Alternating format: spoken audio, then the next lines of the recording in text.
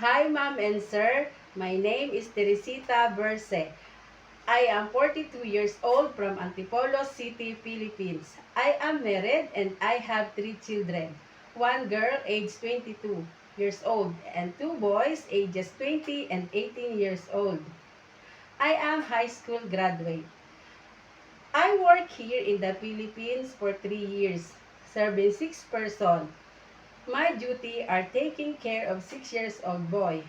And I also work as a domestic helper in Saudi Arabia for 2 years, serving 5 persons, the husband and wife and their 3 children.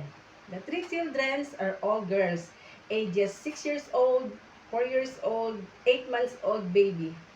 My duties are cleaning, washing, ironing, and taking care of 3 babies.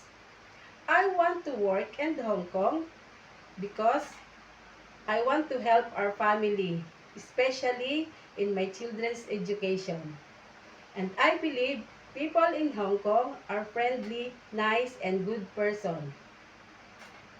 Ma'am and Sir, if you choose me as your helper, I will follow the tasks at your home.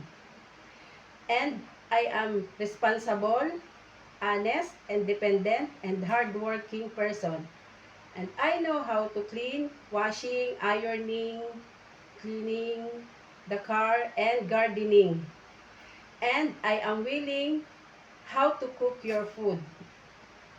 And if you have a child, I will treat your child as my own. Thank you and God bless.